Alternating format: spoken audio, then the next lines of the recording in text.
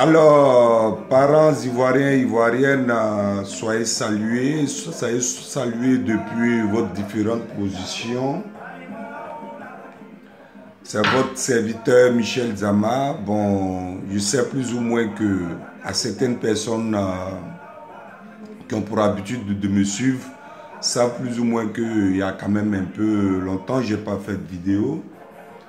Et là, je m'excuse auprès de ces personnes-là parce que bon, il y avait encore d'autres obligations.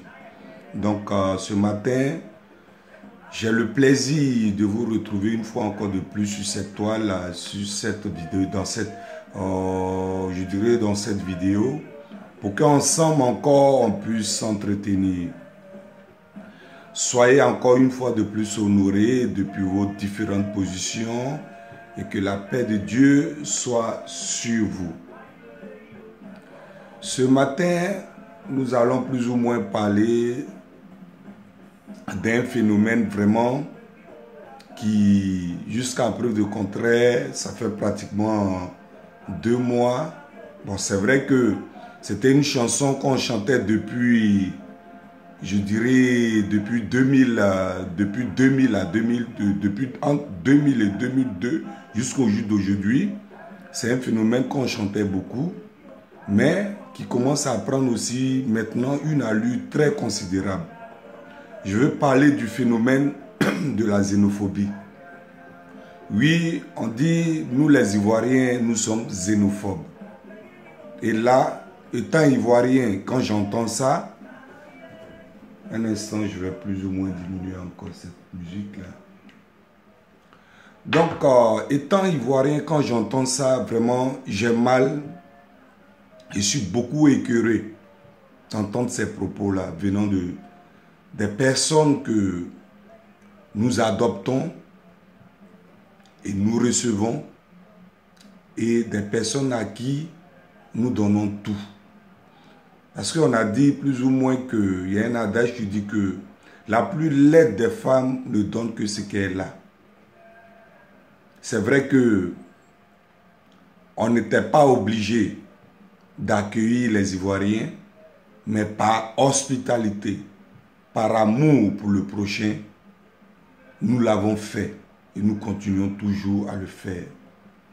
Raison pour laquelle ce matin, quand je me suis réveillé, j'ai préféré prendre ma caméra et encore interpeller certaines personnes sur ce phénomène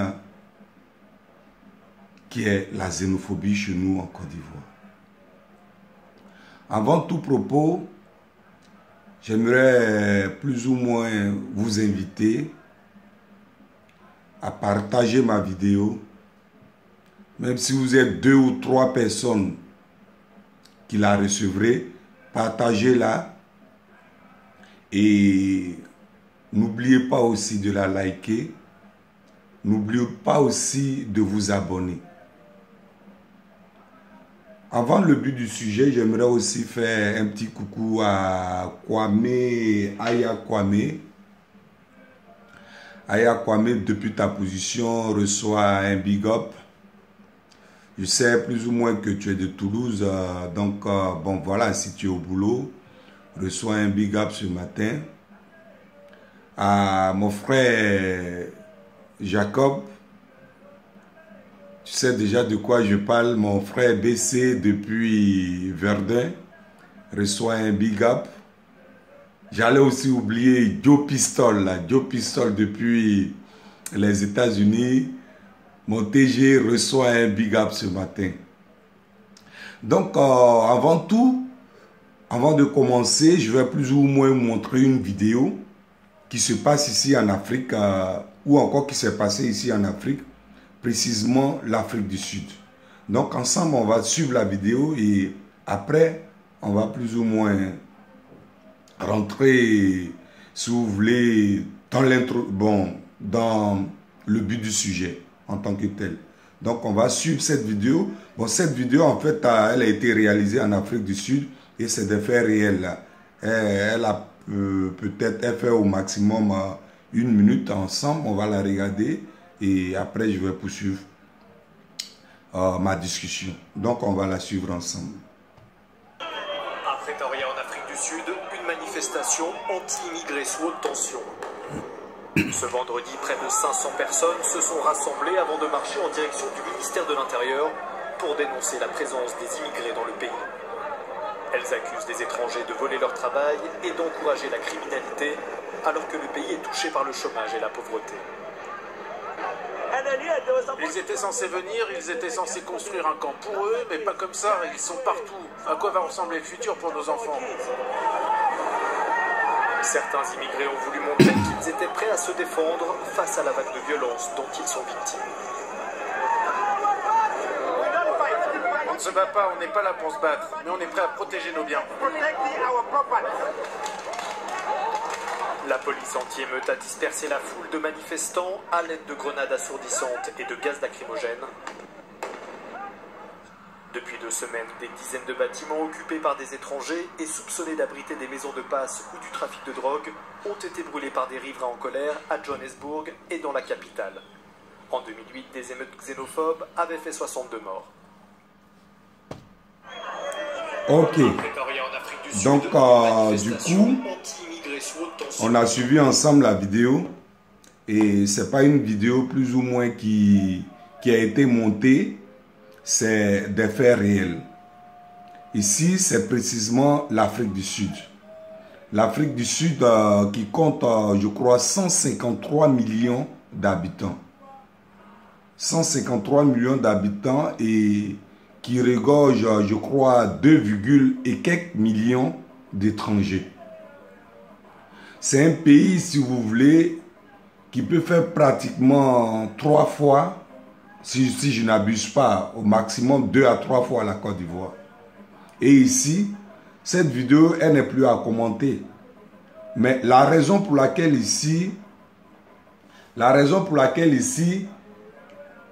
les Africains du Sud ou encore les Sud-Africains se plaignent, c'est parce que pour eux, le taux d'immigrés commence à prendre une allure considérable.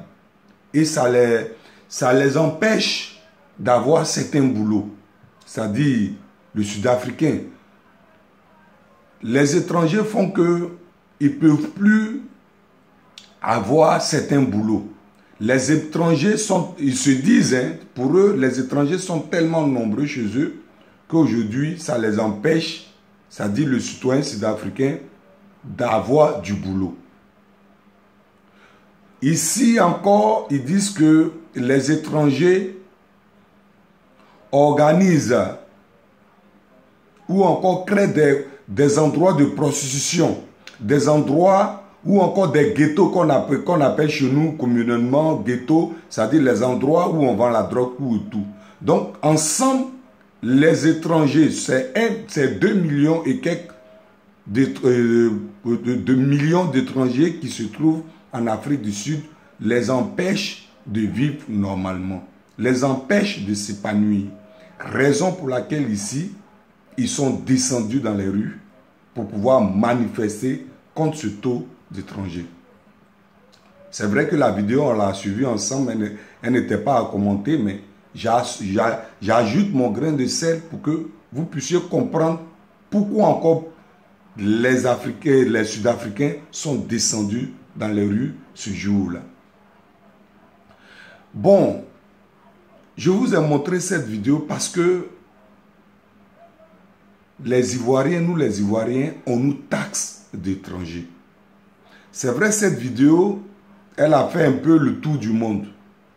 Mais ça n'a pas empêché les Sud-Africains de mener leur vie. Ça n'a pas empêché les Sud-Africains de toujours traquer les Ivoiriens et les étrangers.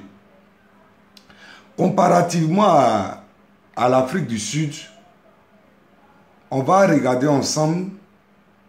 Je vais vous montrer, ou encore, si vous voulez, je vais vous montrer le pays qui regorge plus d'étrangers, le pays africain qui regorge plus d'étrangers en Afrique. Parce que eux, déjà, comme j'ai dit, ils sont pratiquement 153 millions d'habitants. Ils regorgent 2, et quelques millions d'étrangers. Et ils sont descendus dans les rues pour manifester. Donc, comme aujourd'hui, 50% de la population, je dirais, ivoirienne, est dotée d'un outil qu'on appelle Internet,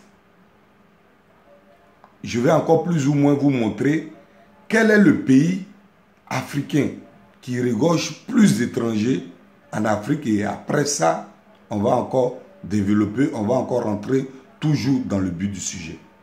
Donc, du coup, pour vous qui avez Internet, ce n'est pas des choses que je vais inventer, ce n'est pas des chiffres que je vais inventer, ce n'est pas des histoires que je vais inventer.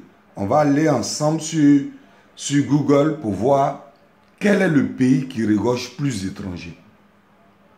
Donc, je vais voir Google.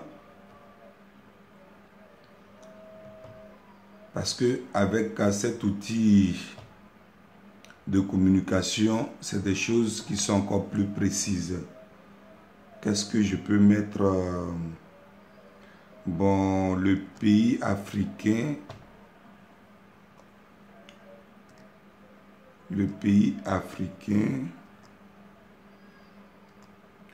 Le pays africain qui regorge plus d'étrangers. Le pays africain qui regorge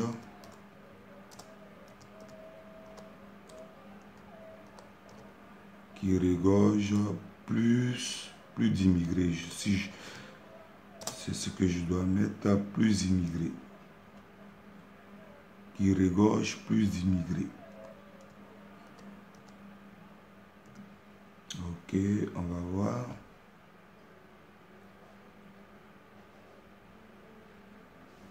Classement des 10 pays plus d'immigrés.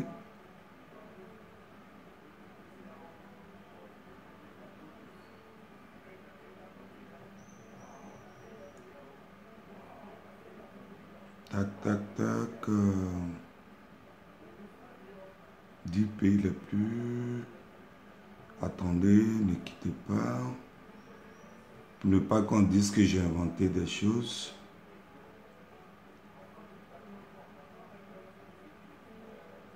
Pour ne pas que j'ai inventé des choses.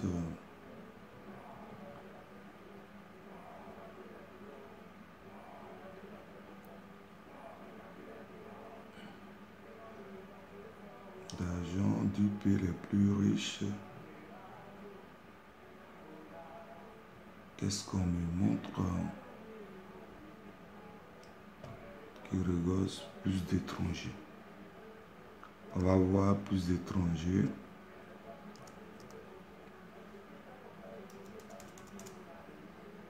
Et plus d'étrangers.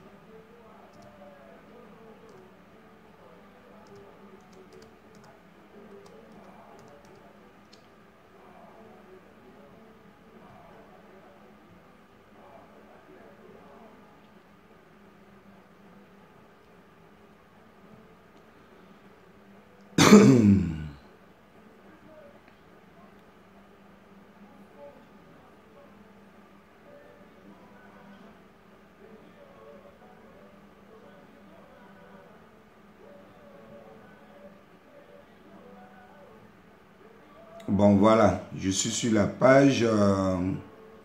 Désolé. Donc, on va voir le classement. On va voir le classement. Alors, qu'est-ce que la connexion me fout là?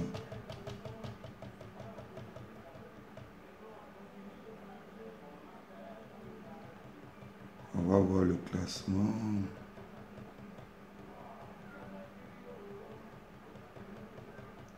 Désolé, hein.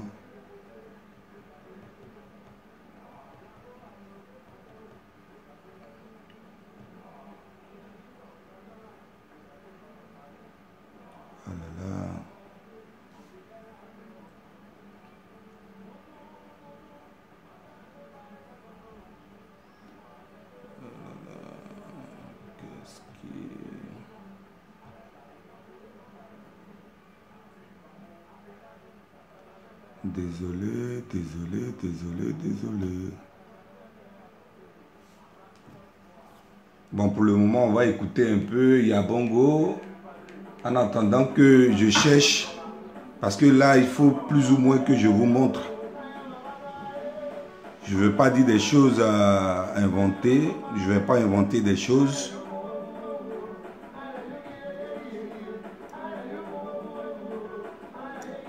Classement. Attends, je vais mettre classement.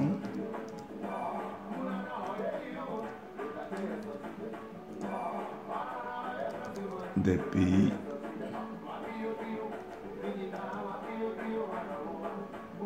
Des pays africains.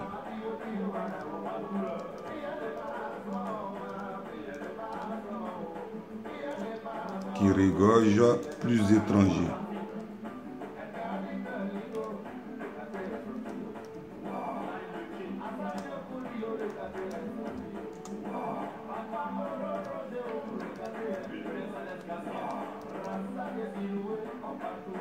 Qui regorgent plus d'étrangers. On va voir.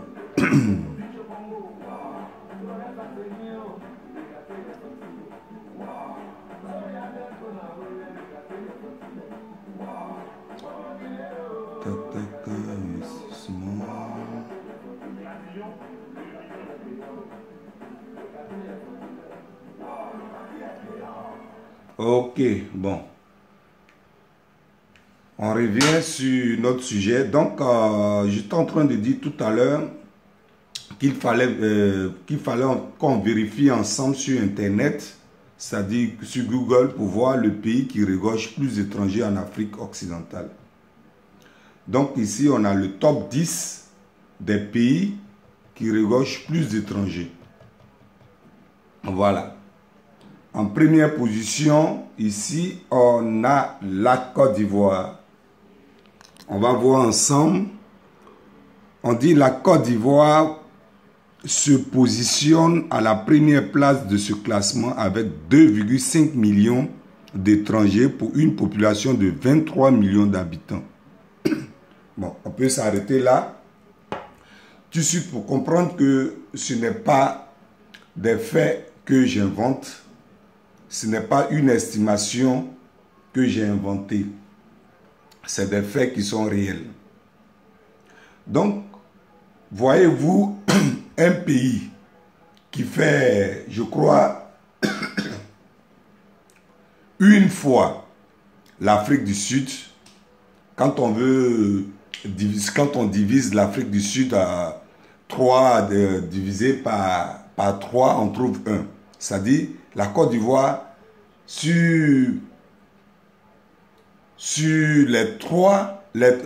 les 4 quarts de la population sud-africaine, la Côte d'Ivoire fait 1 quart. Pour dire que la Côte d'Ivoire est un petit pays à côté de l'Afrique du Sud.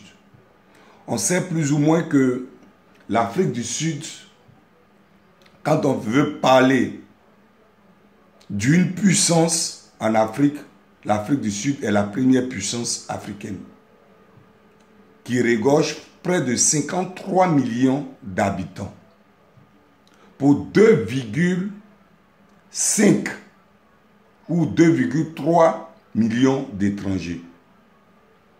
La Côte d'Ivoire fait 322 462 km² pour 25 millions d'habitants et qui regorge 2,5 millions d'étrangers. Les 2,5 millions d'étrangers, à mon humble avis, c'est de façon officieuse. Parce que, je dis autant pour moi, c'est de façon officielle. Parce que officieusement, la Côte d'Ivoire compte plus que ça. Pourquoi est-ce que c'est en Côte d'Ivoire, quand on parle d'étrangers, c'est la question que je me pose. Pourquoi est-ce que c'est en Côte d'Ivoire, quand on parle d'étrangers, les gens s'insurgent? Les gens se braquent contre les Ivoiriens. En Afrique du Sud, je vous ai montré tout à l'heure, ils font 53 millions d'habitants pour 2, et quelques millions d'étrangers. Ils se sont manifestés. La police a gazé les étrangers. Mais ça n'a pas été un tollé. Pourquoi est-ce que c'est chez nous en Côte d'Ivoire, c'est-à-dire un tout petit pays à côté de l'Afrique du Sud, comparativement à l'Afrique du Sud, pourquoi est-ce que c'est en Côte d'Ivoire, quand on prononce un peu même le mot étranger, ça devient un scandale. Pourtant, depuis que la Côte d'Ivoire est Côte d'Ivoire, il n'y a jamais eu une manifestation contre les étrangers. Pour ce que je sais, dans mon pays, il n'y a jamais eu une manifestation contre les étrangers. Pourquoi est-ce que c'est en Côte d'Ivoire, quand on prononce le mot étranger, il y a problème? Et j'avais dit, ou encore on avait vu ensemble dans la vidéo, les Sud-Africains se plaignaient parce que le peu d'étrangers qui se trouvent chez eux fait qu'ils n'arrivent plus à travailler. Le peu d'étrangers fait que le Sud-Africain n'arrivait plus à s'épanouir. Le peu d'étrangers qui étaient chez eux, qui alimentaient plus ou moins les cartels ou encore les réseaux de la drogue, les empêchaient à mener leur vie paisiblement. Pourtant, ils sont 53 millions d'habitants.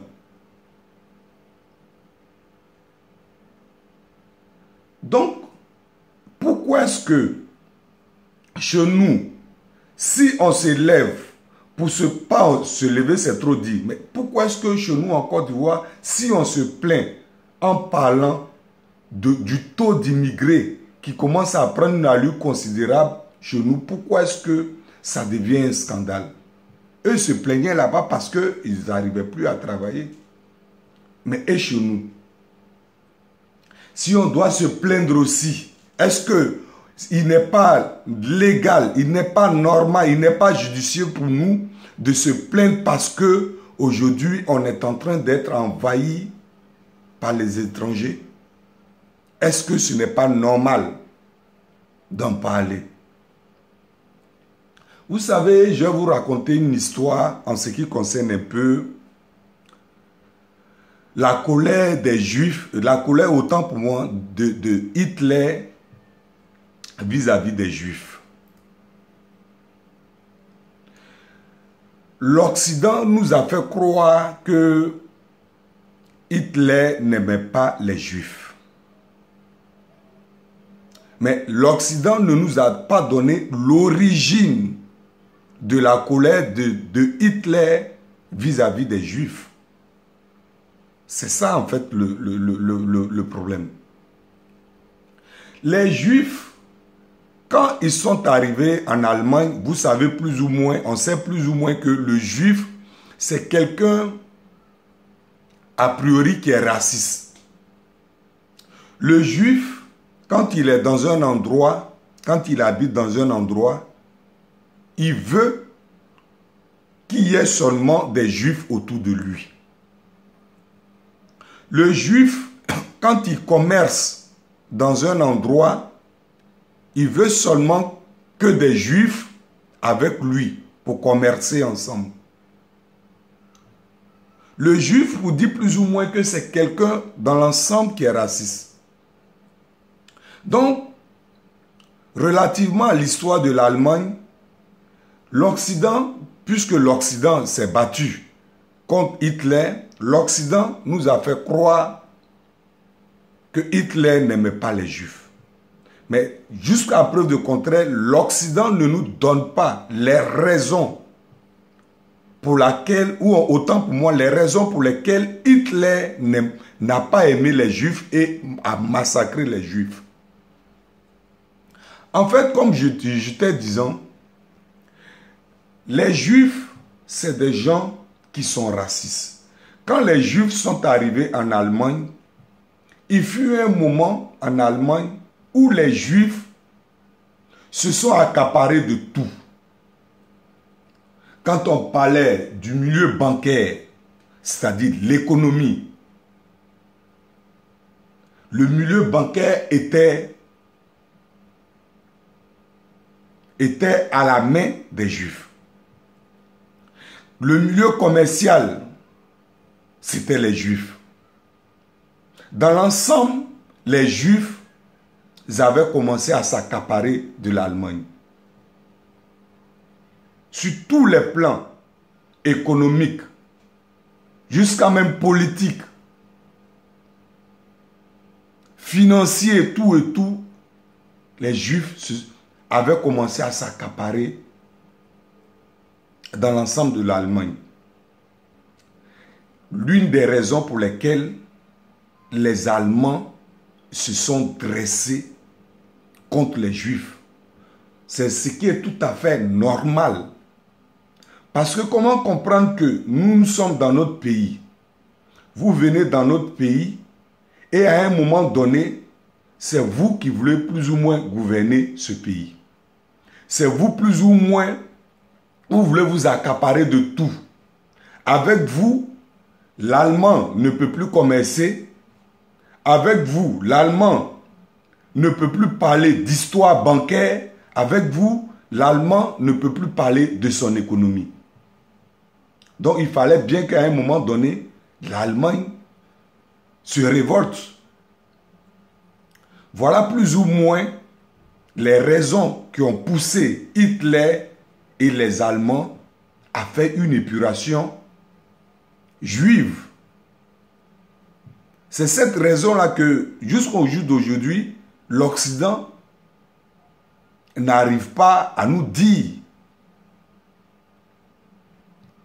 C'est vrai que il a vraiment brimé, c'est vrai qu'il a beaucoup tué les Juifs, mais comme on le dit chez nous, il n'y a jamais de fumée sans feu. C'est une action qui suscite toujours une autre. Raison pour laquelle les Allemands ont agi comme ça. Quand on prend un peu même le cas de chez nous en Côte d'Ivoire. Chez nous en Côte d'Ivoire aujourd'hui, si tu n'es pas étranger,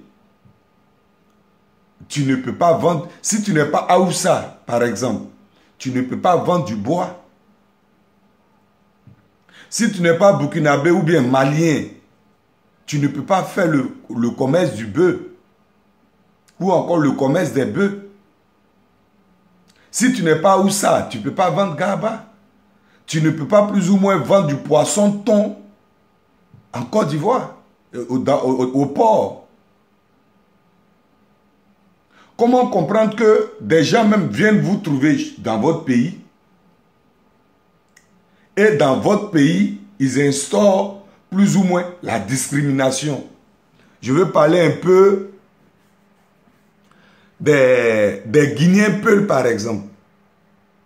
Le Peul, une femme Peul, il est impossible pour un Ivoirien d'avoir une femme Peul. Ça, c'est impossible. On est tous des Ivoiriens, vous savez plus ou moins ce dont je parle. Il est impossible pour un Ivoirien d'avoir une femme Peul. À plus forte raison, même entre eux, déjà même, quand le Peul ne peut pas permettre à ce qu'un Bambara de la Guinée épouse une Peul. Des gens qui s'élèvent, qui sont dans notre pays, qu'on héberge tout et tout, ils font plus ou moins la discrimination. Et quand nous, on veut parler pour préserver plus ou moins nos biens, c'est nous, on taxe de xénophobes. À un moment donné, il faut qu'on comprenne que tôt ou tard, on va prendre nos responsabilités. C'est de ça qu'il s'agit. Parce qu'officiellement, on est 25 millions d'habitants pour 2 millions et quelques d'étrangers. Ça, c'est de façon officielle. Mais on sait plus ou moins qu'il y a plus que ça. Pourquoi est-ce que aujourd'hui, quand l'Ivoirien se plaint parce qu'il n'a pas du boulot, pourquoi est-ce que ça devrait être un scandale pour les habitants de la Côte d'Ivoire, pour les étrangers de la Côte d'Ivoire? Pourquoi ça devrait être un scandale? Quand je vois tout ça, j'ai vraiment de la peine pour certains Ivoiriens qui, pour des miettes, pour des postes politiques, veulent qu'aujourd'hui, la Côte d'Ivoire n'appartienne plus aux Ivoiriens. C'est vraiment malheureux. C'est vraiment malheureux de voir aujourd'hui les agissements de ces jeunes personnes. On n'a pas dit plus ou moins qu'on ne veut pas les étrangers, mais à un moment donné, il faut que ça soit d'abord l'Ivoirien. Il faut que ça soit l'Ivoirien. Nous autres, nous sommes tous à l'étranger. Ici, on nous traite d'étrangers, on nous traite d'immigrés. Mais nous sommes immigrés, c'est des choses qu'on ne peut pas éviter. Nous sommes effectivement des immigrés. Nous sommes des étrangers. En Occident, ici, nous sommes des étrangers. Pourquoi est-ce que les gens ne veulent pas admettre dans mon pays que nous sommes étrangers? Alors, ce qui nous amène à se plaindre au jour d'aujourd'hui, c'est parce que le taux d'immigrés en Côte d'Ivoire est en train de s'accentuer et l'Ivoirien aujourd'hui se sent orphelin. Relativement à ma vidéo, je fais un soutien sans faille au président Henri Konan Bédié. Un soutien sans faille au président Henri Konan Bédié. Je pense que l'Ivoirien, dans l'ensemble, devrait plus ou moins applaudir la sortie d'Henri Konan Bédié. Parce que c'est une façon d'attirer, de tirer la sonnette à l'alarme pour que on puisse plus ou moins contrôler nos taux d'immigration. Ce qui se fait dans tous les pays. Raison pour laquelle quand tu vas en Occident, quand tu arrives pour avoir un titre de séjour, c'est toute une gymnastique. Pourquoi est-ce que chez nous, pour avoir un titre de séjour qui n'est pas qu'on ne fait pas toute une gymnastique, pourquoi est-ce que chez nous, ça devrait être un scandale pour certaines personnes? Ceux à qui on demande d'avoir un titre de séjour de façon légale. En ce qui concerne moi personnellement, mon avis, les Ivoiriens aujourd'hui qui se dressent, les soi-disant Ivoiriens aujourd'hui qui se dressent contre les propos de Bédié sont des vendus. Sont a priori, j'affirme et puis j'assume mes dires, 90% de ces personnes qui se dressent contre les propos d'Henri Konan Bédié sont des étrangers et ils savent plus ou moins quel est le rôle qu'ils jouent dans cette crise en Côte d'Ivoire. Et ces 10% d'Ivoiriens qui se dressent aussi contre ces propos, ces personnes-là, on les appelle, c'est vraiment le mot qui me manque. Ils n'ont pas le sens du patriotisme. C'est des lâches en fait. Et ces personnes-là ne méritent pas de vivre dans notre société. Parce que dans tous les pays au monde, chaque citoyen préserve son pays, préserve les valeurs de son pays, préserve le taux d'immigration dans son pays pour que lui, il puisse se sentir à l'aise, pour qu'il puisse se sentir mieux, il faut bien qu'il préserve tout ce qui a caractère nationalisme. C'est de ça qu'il s'agit. Donc, il ne peut pas avoir aujourd'hui un Ivoirien à qui on dit prenons garde parce que la Côte d'Ivoire est en train d'être envahie. Prenons garde parce que non seulement le taux de chômage frappe le pays et au-delà de ça, la Côte d'Ivoire, le pays est en train d'être envahi par les étrangers. Il ne devrait pas avoir un Ivoirien qui devrait taxer des propos de Bédié scandaleux, qui devrait taxer les propos de choses, comme on appelle là, de Bédié xénophobes.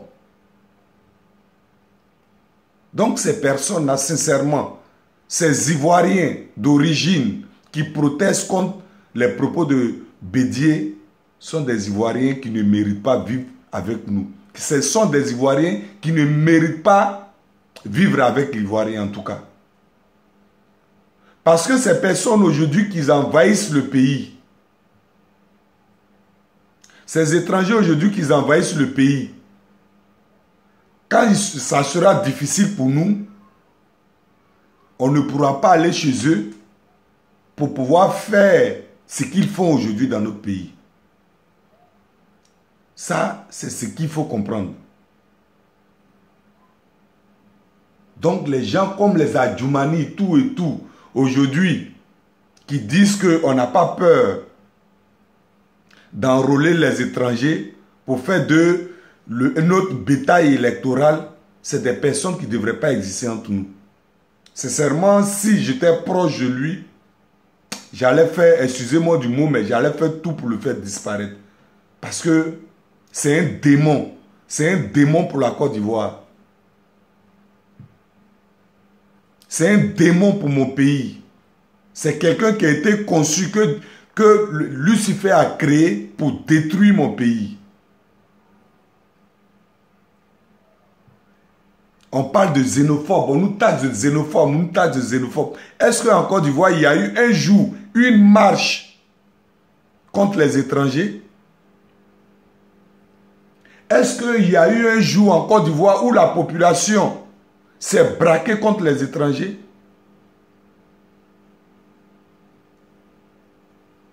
Si ce n'est pas Dramane Ouattara qui a soulevé ce phénomène d'étrangers, qui aujourd'hui est en train de mettre certains étrangers aujourd'hui en Côte d'Ivoire dans les problèmes, en les enrôlant fictivement, de façon fictive, en les faisant envahir le pays. C'est de ça qu'il s'agit.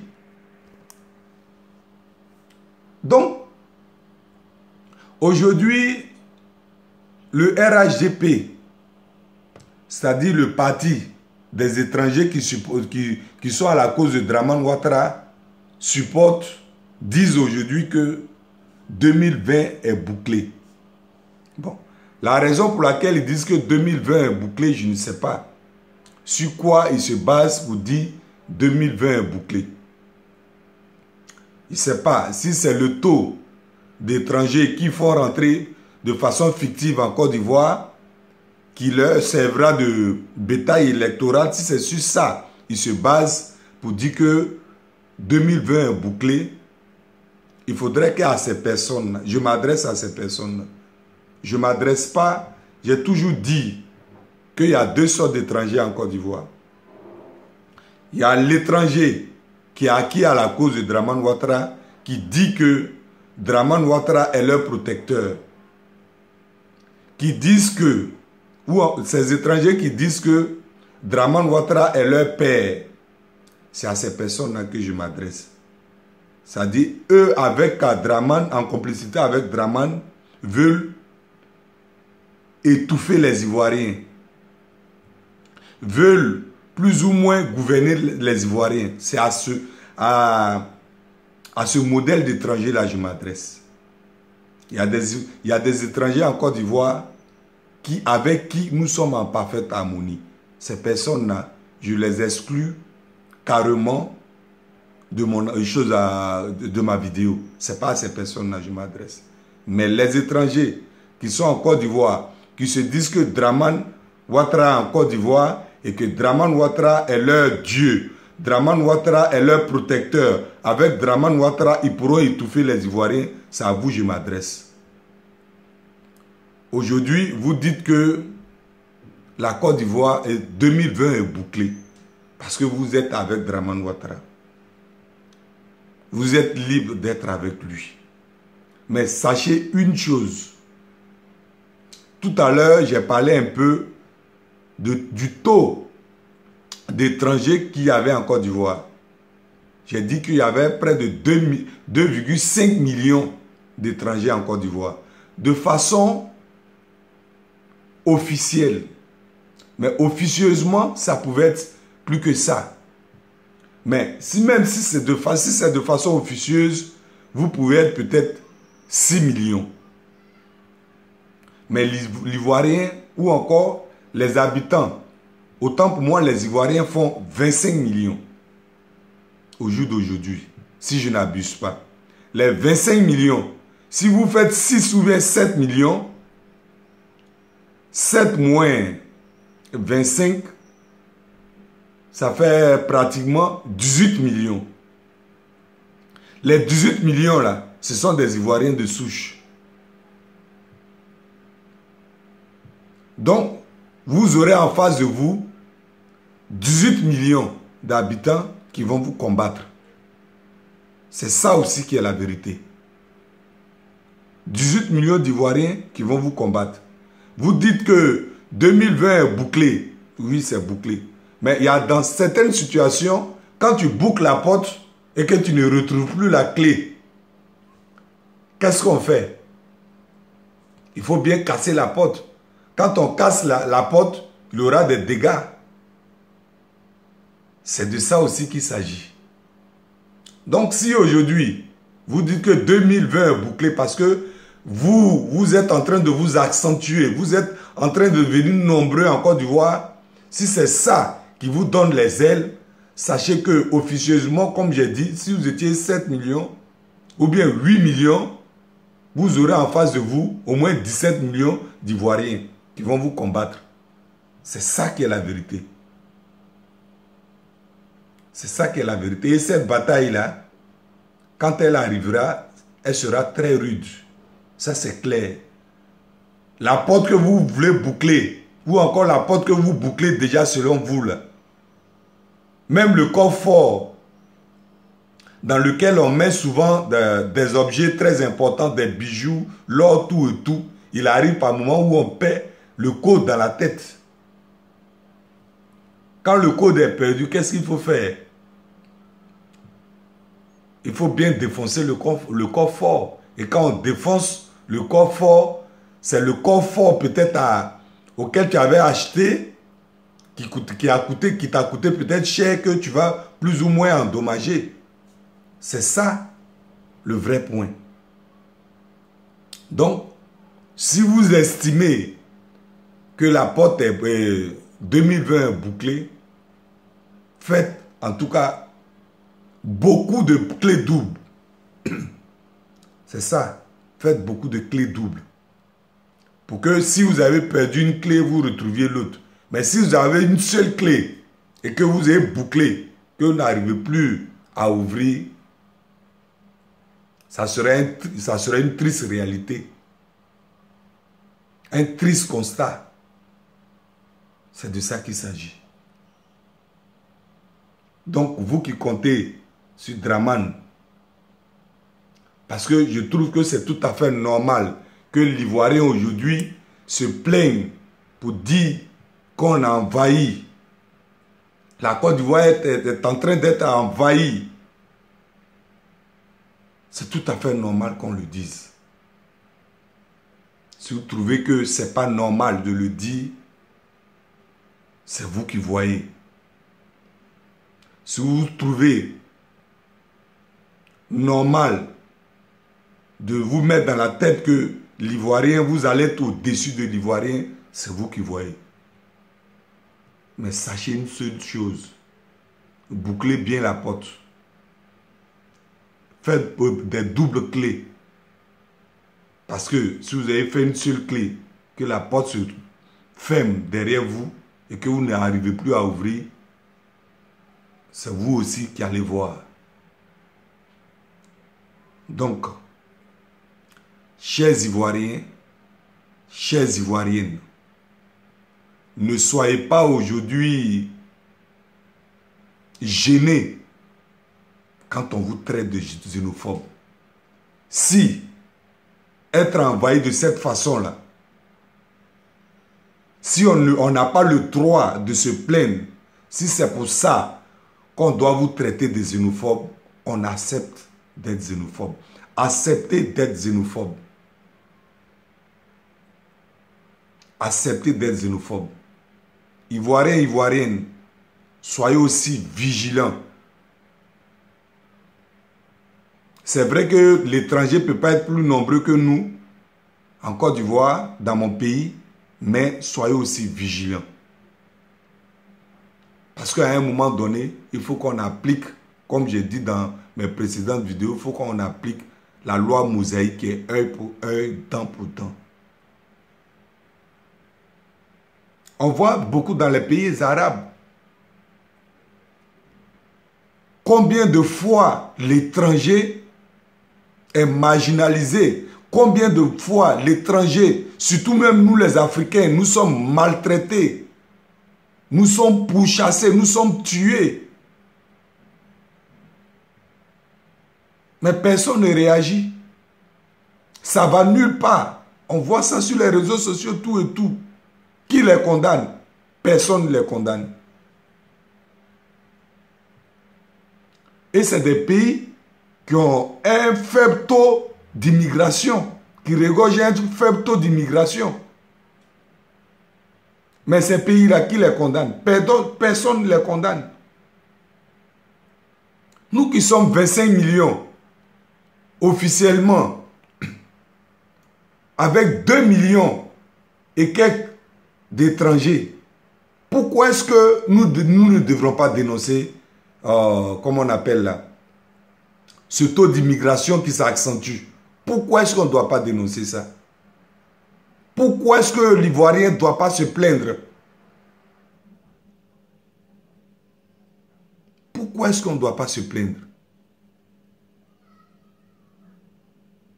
C'est hallucinant quoi en fait. Pourquoi est-ce qu'on ne doit pas se plaindre?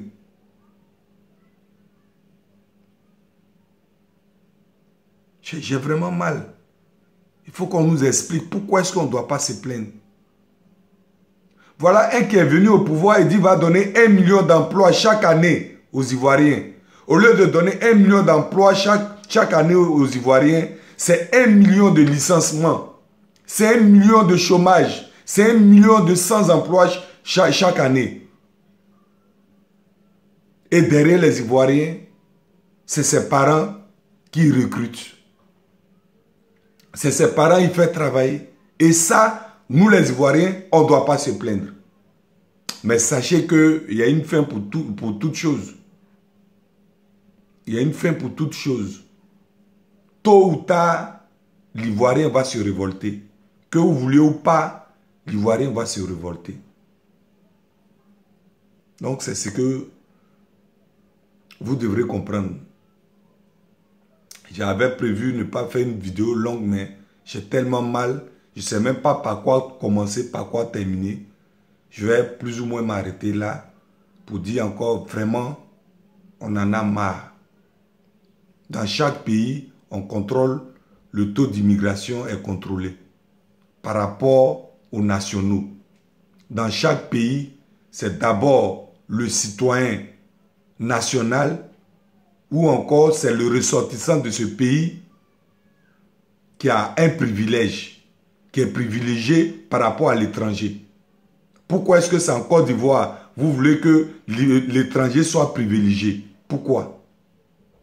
Quand on parle, on est xénophobe. à un moment donné, sachez que la xénophobie, là, on va l'appliquer vrai. Parce que moi, pour moi, la xénophobie, c'est avoir une haine contre l'étranger. Détruire tout ce qui a caractère, chose à étranger. Aller contre les étrangers, pour moi, c'est ça, être xénophobe. Peut-être ça a d'autres significations, mais pour moi, c'est ça. Nous, on n'a pas une haine pour les étrangers. Raison pour laquelle on regorge plus d'étrangers en Côte d'Ivoire. Raison pour laquelle l'Ivoirien dans l'ensemble est hospitalier. Mais ce n'est pas parce que on n'est pas xénophobe qu'on ne va pas se préférer nous-mêmes d'abord. Parce que la charité bien ordonnée commence par soi-même. Il faut que nous, on se préfère d'abord. Il faut que l'Ivoirien d'abord travaille. Il faut que l'Ivoirien d'abord se sente chez lui. C'est de ça qu'il s'agit. Alors si on doit préserver toutes ces valeurs-là, si c'est ce qui doit faire de nous des choses à des xénophobes, on va accepter d'être xénophobe. Donc c'était ça mon point. Je vais m'arrêter là. Et bon week-end à tout le monde. Bon week-end à mes internautes et que la paix de Dieu soit sur vous.